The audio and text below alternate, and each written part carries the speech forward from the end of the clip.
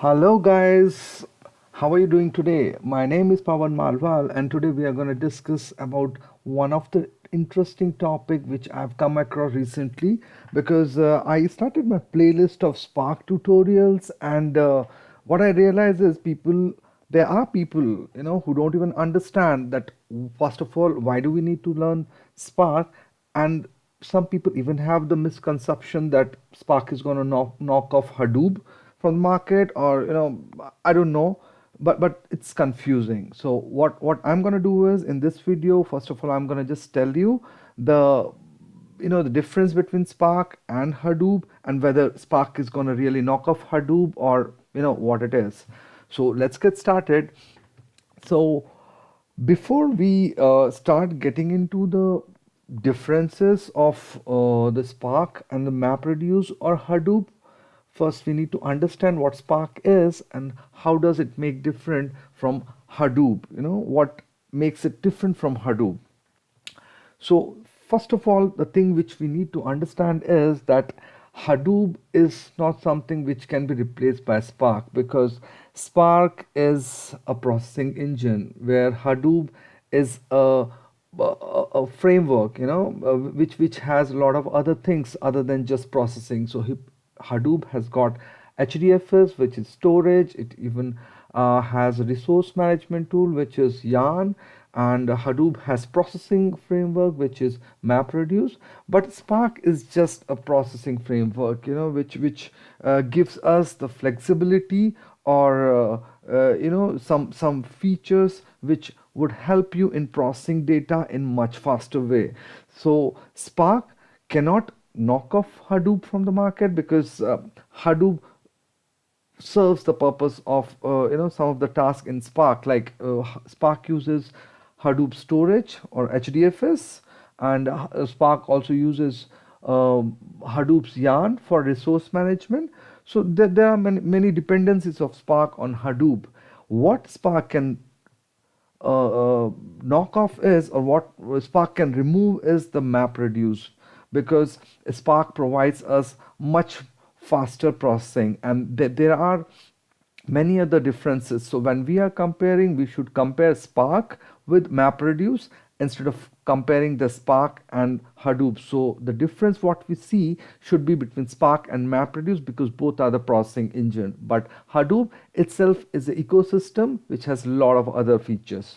Okay, so I think this clears you a basic of or it gives you a basic idea of what the Spark and what the Hadoop is. And now we are going to discuss some points or some more details about the difference between Spark and MapReduce. Okay, so when it comes to the comparison of MapReduce and Spark, I have collected some of the data points, and I'm gonna explain you all these points one by one.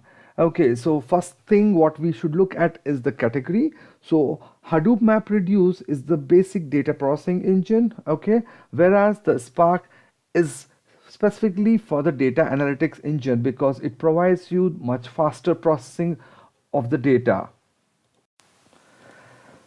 Second one is usage. So the batch processing with huge volume of data is something we can do in Hadoop, but when it comes to Spark, we can process real-time data, and we can even do the real-time processing or analytics with it. Okay.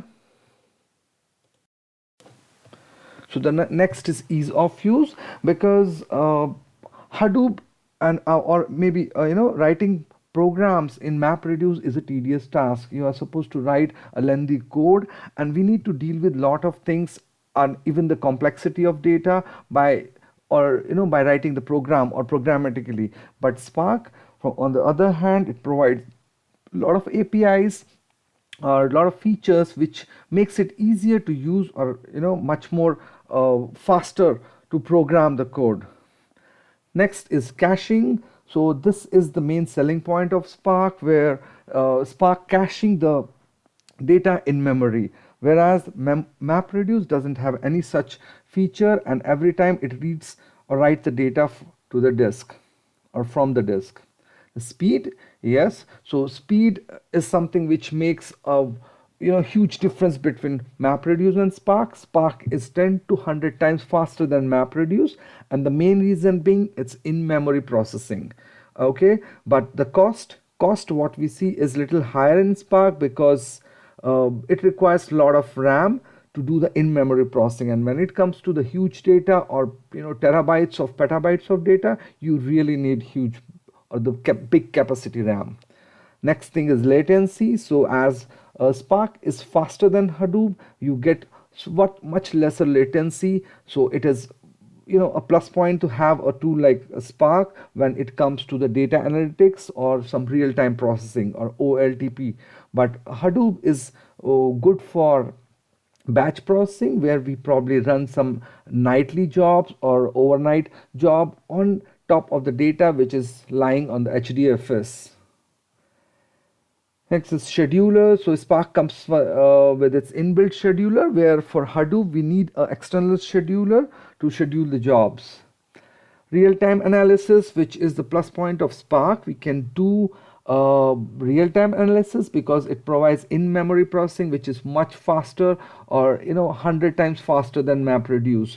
So it can be used for the systems like which works on or analysis, or some live streaming systems like Twitter data analysis, or maybe if I give you some real-time example, the real-time analysis we do for IoT devices. So when we are monitoring the devices, or or maybe for that matter analyzing a network or the telecom network for fraud detection. So in case you are processing the data which is live on the network to find out whether any of the node in the telecom network has some problem, or is there any kind of fraudulent activity happening in the network, we are supposed to process that data online or in the real time, so that the damages done by the fraudulent activity or damages done by the problems in the network switches could be minimized. Okay. Next is streaming. MapReduce cannot be used for the streaming, whereas Apache provides the APIs which can work on the streaming data as well. So along with Kafka is the best combination which is used in industry, and it is a very successful streaming processing framework. The last one is difficulty. So difficulty is nothing but the difficult or the how difficult the MapReduce is to use. So it's a tedious job. You need to write big programs. You need to even code a lot. You need to write your own comparators. You need to write your own parsers. Whereas Spark comes with many of such inbuilt or plugins, for you can say, or the APIs which are ready to use. So with just the help of those APIs, we can do half of the work which we are supposed to do programmatically in Hadoop. Okay, and the last thing is security. Hadoop is much secure than Spark, so this is something which gives Hadoop the upper hand, because Hadoop is there in the market for quite a while, and it over the period of time it has become much more secure. But Spark is still growing, or it is still under development. The security what Spark provide is little lesser than compared to the Hadoop. Okay, so yeah, that's it for today video, guys, and thank you so much for watching. And if you like the video, please hit the like button, and so that I get motivated to make some more such awesome videos.